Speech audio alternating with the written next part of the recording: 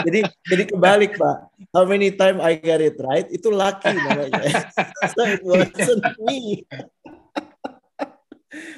Jadi kalau ngelihat yang gitu-gitu kan ya, terus mau gimana lagi? Misalnya kayak, I've done the background check, I've spoken to the people who used to work with this person, udah ada tes, ada ini, ada itu gitu. Terus ujung-ujungnya nggak nyampe gimana? Gitu.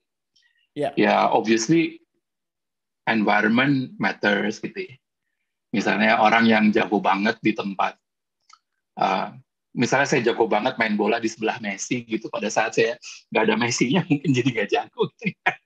Kan banyak sekali faktor yang kita nggak bisa predik, right? Jadi ya udahlah, kalau misalnya gagal di ujung tapi kita udah usaha maksimal ya ya udah. Ada yang sorry, aku jadi keinget ya, sorry to cut you, beneran. And we were talking about you sama Pak Dirman waktu itu. So I was asking him basically what would be, if we can say, an ideal qualities dari seorang profesional, dan dia bilangnya menarik sih. Nggak boleh ambisius tapi harus siap, atau bahasa siap tapi nggak boleh ambisi gitu. Dan kayak Dayan dia bilang gitu. jadi saya juga justru pengen itu menarik banget. I thought I understand, tapi saya pengen double check my understanding. So Pak Dirman waktu itu sempat bilang kalau ambisi itu, I look at the meaning is an act of becoming, so it's pretty much dominated by ego. Sementara kalau siap itu artinya you let others choose for you. Kan ini kayak counterintuitif ya, dimana sekarang kan maco banget. Gue kalau ini ya gue harus bisa jadi direksi sebelum usia 40 gitu kan. Yang dimaksud itu adalah saya kalau ditunjuk jadi direksi siap. Tapi I have no ambition to be direksi. Boleh di ini nggak, from your point of view, dari yang dikisahkan oleh Pak Dirman sebagai contoh?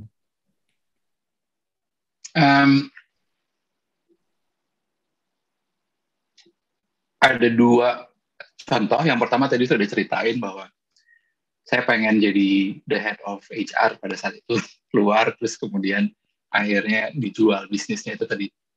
Yang kedua, I applied for a program untuk di Ijon menjadi country manager lah gitu ya, atau CEO. Kemudian saya gagal untuk mendapatkan posisi. Those were the only 2 times I was thinking of I want to get ahead, pengen dipromosi, pengen gitu. 2 kali itu aja. Habis itu nggak pernah lagi. Dan akhirnya saya ngerasain kenikmatan perjalanan itu gitu. Bahwa kalau emang udah saatnya pasti akan ada jalannya. Dan saya percaya betul sampai sekarang bahwa that is how it should be. Dan terus terang itu membuat hati saya tenang gitu. Pengalaman yang kedua tadi yang saya gagal itu probably like around 15 years ago. Jadi sudah 15 tahun agak damai. Karena saya nggak pernah nyari-nyari posisi gitu. Saya nggak tahu yang Pak Dirman amatin apa, cuman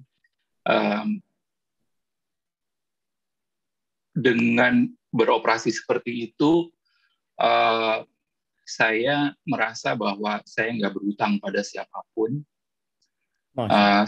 Saya menyelesaikan pekerjaan saya, dan pada saat saya harus berpisah, saya juga merasa lega gitu ya, tidak mengutangi sesuatu. This is probably a bit counterintuitive as someone who works in a bank, tapi saya nggak pernah minjem dari perusahaan saya. Karena saya nggak pengen terikat gitu. I want to have the freedom to decide whatever I want to decide pada waktunya gitu. Nggak ada ikatan. Jadi untung hanya butuh kaos. Mungkin untuk benefit anak-anak muda yang menyimak hari ini gitu ya, model-model Hilman, Tica, Hardi, Ilham, Rizky, Cahya ini kayaknya udah masuk ke area tua jadi dia nggak butuh. Gimana bersiap ya Pak Dayan ya? How do you prepare yourself? Bukan berambisi ya. Bagaimana bersiap bukan berambisi.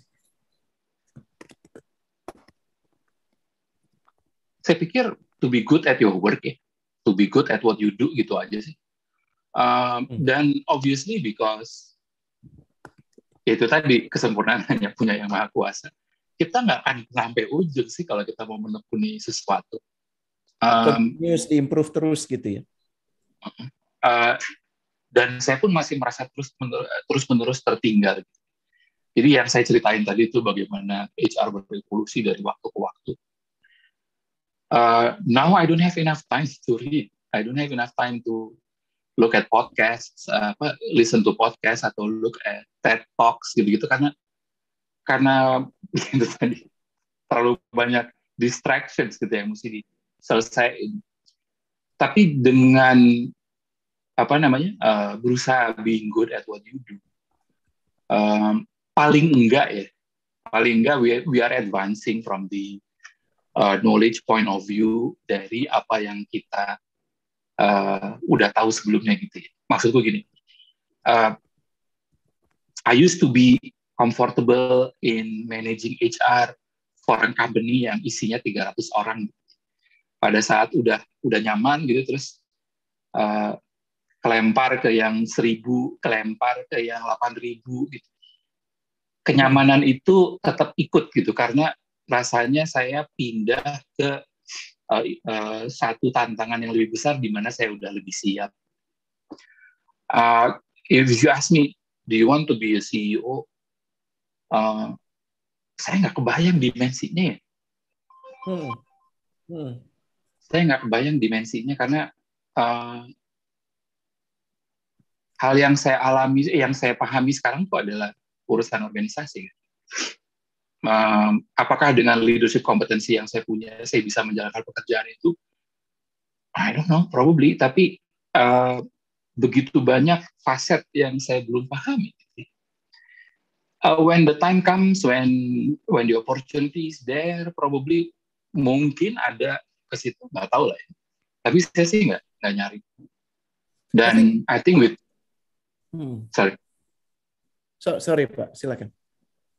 So with that, I think we need to continuously sharpen the soil, istilahnya dulu si Stephen Covey. Asah aja terus. Pak Dayan, ada yang kita nggak paham jalannya. Yang Pak Dayan sampaikan ini personal humility sih. Jadi to know your own limit dan embracing ketidaktahuan, keterbatasan. That takes courage sih. Itu powerful banget sih ya kawan-kawan ya. Saya berusaha menerjemahkan yang Pak Dayan bilang bahwa to being good at what you do is one thing, tapi personal humility itu harus dipegang sampai kapanpun, karena kalau kita udah berasa pada posisi we are there is no more improvement gitu ya. Apalagi kalau kemudian kita merasa the world need us, the company need us, the company is like this because of me. Itu posisi yang sangat berbahaya. Gitu. Pak Taufik dari Dharma Jaya bertanya, bukankah hidup tanpa ambisi bagaikan burung terbang tanpa sayap ciferni? Untungnya kita bukan burung sih Pak Taufik ya untuk sekarang. Do you care to answer that Pak Dayan? Lebih baik 1 burung di tangan daripada 10 burung di pohon kalau kata Warkop. Ya Pak Taufik, I think I'm in line with Pak Dayan, bersiap tuh lebih asik daripada berambisi. Karena seringkali kalau diambisi kita dikibuli oleh persepsi kita, our fake self gitu. Personality itu dari kata dasar persona bahasa Latinnya. Persona itu artinya mask, topeng. Jadi kadang-kadang pada saat kita ngaca, yang kita lihat topengnya. Topeng yang mengatakan bahwa saya pantas, saya layak, saya cakap untuk bisa naik gitu. Dan that's the part yang menurut saya perlu kita hindari. Ya, ambisi baiknya pada kualitas, bukan pada posisi. Karena kalau pada saat kita berambisi pada posisi, kita akan selalu merasa diri kita lebih baik dari yang lain. Tapi kalau berambisi untuk memberikan manfaat lebih, I think that makes more sense. Ya. just to answer on behalf of Pak Dayan, mungkin mau dilengkapi? Saya masih percaya dengan the power of thought. Saya masih percaya dengan pemikiran-pemikiran lama bahwa we have to set our goals. Bukan berarti saya nggak percaya itu. And I think it's very important, especially for those who are starting their life journey. Saya ingin selesai sekolah pada usia sekian, saya ingin mulai bekerja pada usia sekian, atau memulai usaha pada usia sekian. Saya pikir itu adalah target-target atau ambisi-ambisi yang sangat positif. Tapi kalau saya pribadi sekarang menjalankannya adalah my ambition is to solve the issue I have in front of me.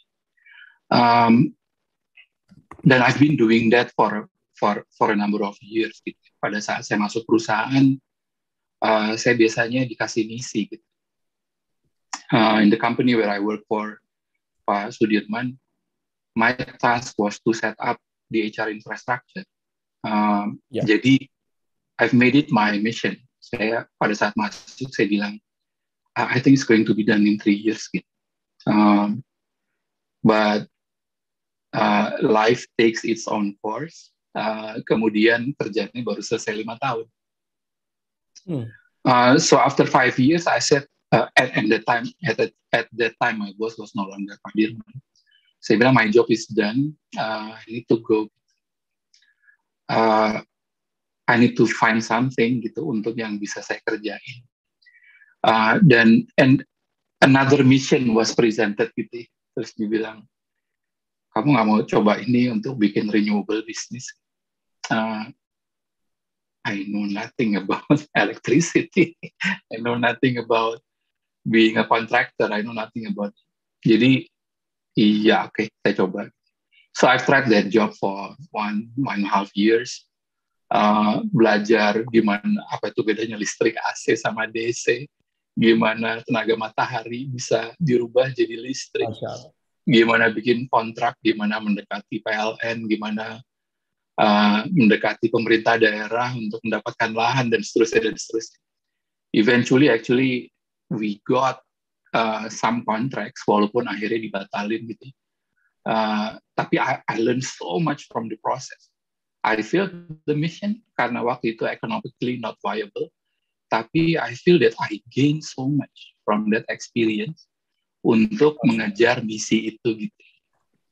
And then obviously after that I got another mission untuk integration perusahaan yang baru diakuisisi. So I did it for 1 year.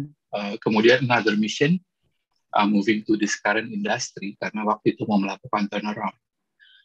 Jadi I don't know. Probably my ambition is to achieve the mission. Gitu. Ya, misi itu mesti diselesaikan. Gitu. Dan that's probably my constant and moving goalpost. Gitu. Terus menerus itu yang tadi saya bilang di awal. Istri saya suka protes gitu karena I'm moving from one thing to another, dan akhirnya saya perlu belajar. She's very supporting, cuman it takes away the time. Apakah ketika kita menghilangkan ambisi itu, apakah karena memang usia, karena pengalaman juga yang makin banyak, atau karena lingkungan? Karena aku punya tim yang umurnya beragam gitu, ada yang di bawah aku juga. Kalau memang itu berdasarkan lingkungan, mungkin aku bisa menciptakan environment yang baik juga buat mereka. Begitu pertanyaan aku pada Yan dan Coach. So you want to create ecosystem, environment, soil untuk tim supaya berambisi pada fulfillment of the mission, bukan buat gantiin kamu gitu. Kok jadi salah ya? Aku iseng. Ya. Gak apa-apa. We got your point. Ya, gimana caranya untuk Tica tuh artinya in line with you, Pak Dayan, bahwa ambition bisa menjadikan kita kayaknya lebih senang lihat kaca gitu. Tapi gimana akhirnya itu di-shifting menjadi ambisi kepada penuntasan misi. Is there anything you can do as leader? Ini mungkin larinya ke yang tadi Pak Dayan sebut di awal Teach terkait meaningful conversation, but let's hear from Pak Dayan secara lebih detail. Nggak semua orang terpanggil untuk hal-hal yang hakiki.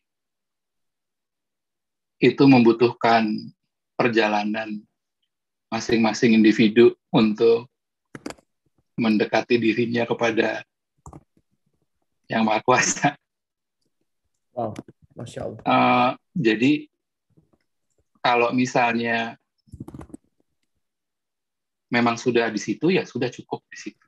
Semua orang dicukupkan. Kalau bagaimana menggemburkan tanahnya, saya selalu mengandalkan kepada menggambarkan apa yang mungkin apabila kita merubah apa yang ada gitu.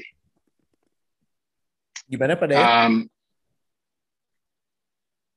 Ya basically we try, dan saya garis bawahi we try to inspire by providing a picture what can be.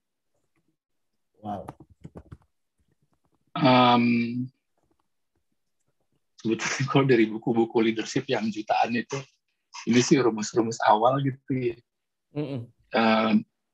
Karena kita tuh secara naluriah kan memang ingin terhindar dari celaka dan menuju kenikmatan gitu ya. Jadi menghindari celaka tuh ya kayak itulah ya, kita tes kolesterol gitu dibilang, terus hidup kamu tinggal 2 minggu lagi gitu. Terus kalau nggak diet, nggak olahraga ya kebangetan gitu ya. Dan menuju kenikmatannya adalah apabila kamu lebih sehat, kamu bisa lebih lama spend waktu dengan anak, mungkin nanti lihat cucu, mungkin nanti lihat cicit. That's something that I want gitu. Akhirnya kemudian, oh ya, saya tergerak hatinya untuk ngurangin makan atau olahraga atau berhenti ngerokok. Same thing in organizations kalau menurut saya. Karena biasanya di organisasi yang sudah berjalan pasti ada patterns gitu ya, yang udah terjadi sekarang. Dan obviously anything can be improved, nggak ada yang enggak. Jadi pada saat kita masuk ke satu tempat tuh biasanya saya ngelihat what are the things that we can do better. Kemudian dari situ jarang sekali orang yang kemudian bilang I think your ID sucks gitu. karena kalau kita bilang emangnya lebih langsing, lebih sehat, ada nggak sih yang bisa bilang, oh jangan Pak, bagusan gendut Pak, gitu. Bagusan kolesterol tinggi, nggak ada. Same things like in the organization. Pada saat kita bilang, bukankah lebih indah kalau misalnya customer kita lebih puas, sehingga retain bisnisnya lebih gede, churn-nya lebih kecil, kemudian kita nggak perlu ngeluarin biaya ini itu. Right. Makanya kita pengen ke sana gitu. Nggak akan ada yang bilang enggak gitu. So you bring the picture ya. You bring the picture of what we can be. Iya. Nah, nanti yang ngelawan adalah kemampuan dari masing-masing orang. Maksudnya kemampuan untuk menerima hal yang ada itu gitu. Karena biasanya dengan this improvement efforts kemudian orang ngukur-ngukur gitu. Ambil contoh ya, misalnya dengan perubahan ini kamu terpaksa harus jualan ya gitu. Karena fungsi kamu yang administrasi itu udah nggak ada lagi nanti gitu. Terus dia bilang, aduh saya nggak comfortable banget Pak ketemu orang gitu. Let alone jualan gitu. Saya untuk ngomong sama orang aja suka terbata-bata gitu. Kayak lagunya Vina Panduwinata. Jadi siapa itu? Saya nggak tahu. Oh bulan tolonglah daku. Oh bulan tolonglah daku. Jadi itu keterbatasan masing-masing individu kan. Ada yang salah dengan itu? Kalau menurut saya enggak juga. So Lagi-lagi itu mengejar kenikmatan untuk tidak kerja lebih banyak. Iya, dan nilai kecukupan itu ada di benak dan ada di hati masing-masing, jadi nggak bisa dipaksakan juga. Tadi makanya saya garis bawahi try tadi. Try to inspire. Some will go on the bandwagon, kemudian ikut perjalanan tersebut. Some will say this is not for me and go. Yang paling apes adalah they are not going anywhere, tapi juga nggak mau naik wagon nih. Jadi artinya you need to carry that burden, dan ujung-ujungnya you need to decide.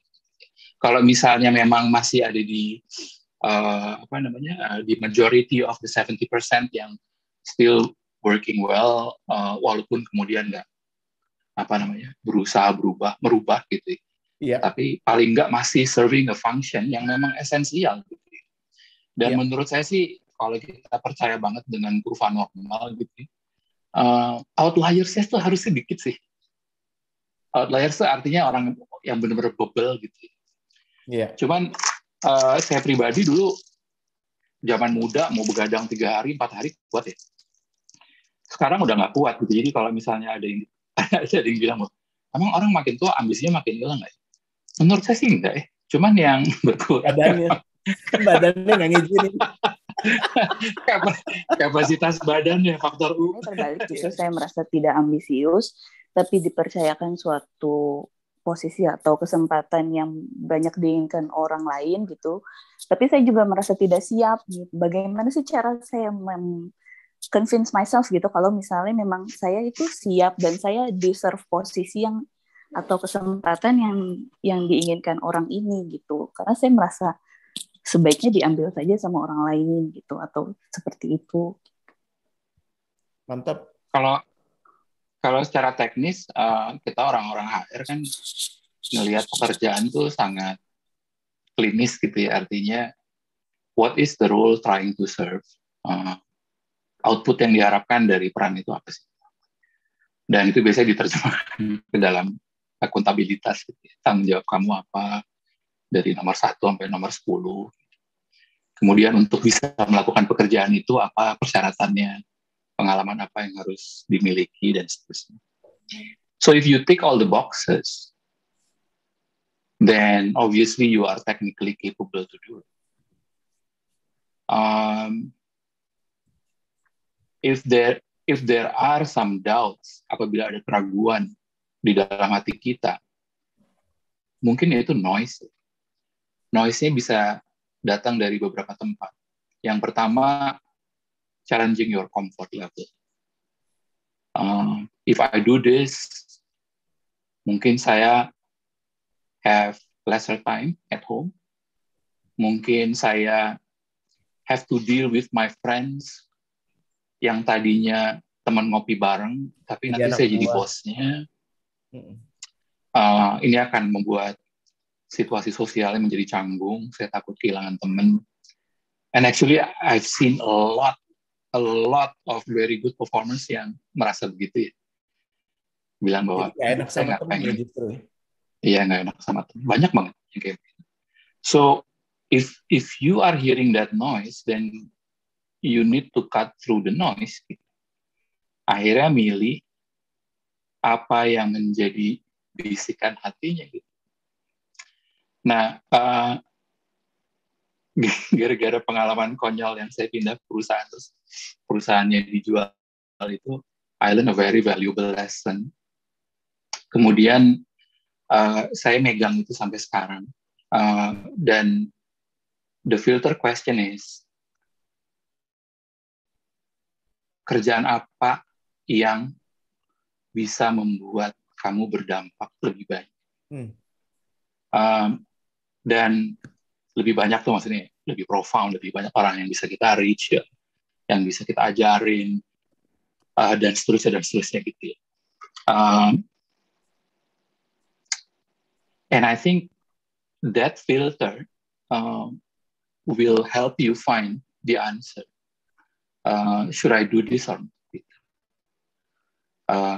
To cut through the noise. That's what I do. I'm not an expert, Tapi mudah-mudahan itu bisa membantu pada saat mencari suara hati. Cakep banget, wow. Ya, I think itu resonate banget juga dengan saya yang disampaikan, cutting through the noise supaya nggak dipenuhi oleh hal-hal bising yang isinya membuat kita second guessing ourselves, meragukan diri sendiri. Ya, karena udah pasti pada saat dirimu ditawarkan itu sudah ada pertimbangan yang klinis. Saya ingin Pak Dayan elaborate lebih tentang your optimism akan peran anak-anak muda sekarang gini, and what can we do as an ecosystem untuk saling angkat itu. Saya percaya betul bahwa semua zaman itu punya tantangannya yang berbeda-beda. Semua generasi juga punya tantangan yang berbeda-beda, dibentuk dari kondisi dan situasi di saat mereka dibesarkan. Saya juga percaya evolusi itu yang terbaik dalam perubahan. Karena pada saat itulah semuanya berjalan dengan wajar dan semestinya. Sesuatu yang dipercepat itu pasti akan membawa ketidaknyamanan. So let life runs its course. Dan saya percaya bahwa semua sintesa nanti akan menimbulkan antitesis gitu. Pendulum akan gerak dari kiri ke kanan. Saya percaya betul itu. Dari satu keadaan berubah, kemudian ketemu equilibrium yang baru. Dan di sini saya merasa optimis. Karena saya yakin bahwa pengalaman-pengalaman konyol yang kita alami di tahun 80 membuat tahun 90 lebih bagus. Kekonyolan-kekonyolan di tahun 90 membuat tahun 2000-an lebih bagus. Dan seterusnya. Kalau melihat bagaimana kritisnya generasi anak saya gitu, melihat keadaan sekarang, kadang-kadang saya berpikir bagaimana mereka bisa melihatnya begitu jelas. Hitam sama putihnya itu lebih jelas dibandingkan dengan kita yang sudah terbiasa dengan warna abu-abu yang begitu banyak. Yeah. Di situ saya optimis sekali bahwa proses antitesa ini nanti akan nyampe ke satu titik di mana anak-anak muda ini akan menjadi tua, obviously. Tapi mereka akan membawa kita ke titik yang lebih benar, yang lebih baik, yang lebih bebas dari keberpihakan, yang lebih netral, yang lebih dekat ke hakikat gitu. Wow. Jadi saya sih optimis banget. Dan melihat, ya kita lihat deh, ada berapa unicorn, dekakorn yang ada di Indonesia versus yang ada di tetangga gitu. Tetangga bukan tetangga yang di kiri doang, tetangga di kanan bawah juga. What does it tell you? We are not that bad. We are good. Look at how we experience our pandemic today. Can it be explained why sekarang kita di bawah Singapura kalau dilihat rata-rata? I don't know. The medical team bilang this is unexpected, but we are trying to find out why.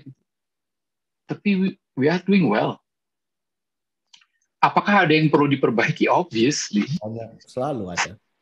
Pasti ada gitu ya. Itu karena memang ya itu tadi alam itu mengatakan bahwa kita tidak akan sampai ke titik kesempurnaan. Kita harus terus bergerak. Tapi I'm very optimistic dan pesan-pesan buat anak-anak muda, I know that your hopes are well and alive. Saya bukan mengajak untuk mari kita tingkatkan harapan. I know that your hopes are well and alive. I know you see more opportunities than I did I know you have more ways than we did. Masya Allah. Dan pasti nanti akan ketemu titik dan jalannya di mana Anda bisa mendayagunakan semua itu untuk kemaslahatan orang lebih banyak.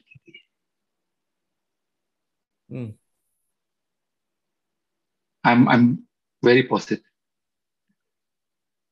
Mudah-mudahan teman-teman yang muda-muda di sini juga sharing that view.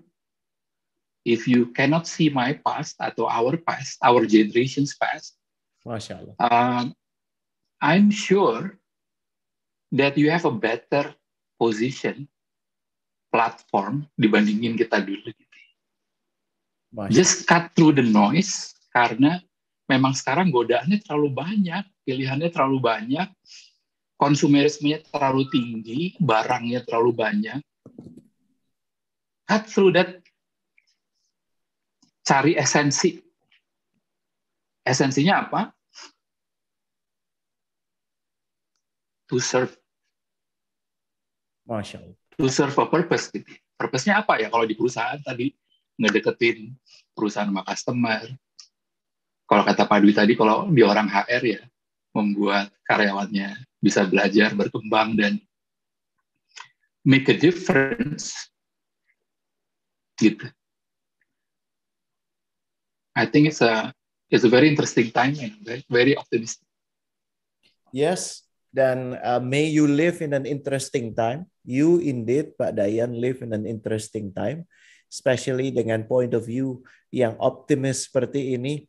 Ya, paling jarang saya ketemu orang yang a true optimist, and I think especially with your calm demeanor, bawaannya kalem gitu penyampaiannya, tapi I feel your energy, your positive energy, dan saya pikir ini bermanfaat buat kawan-kawan semua malam ini. Rasakan, we're full of hope.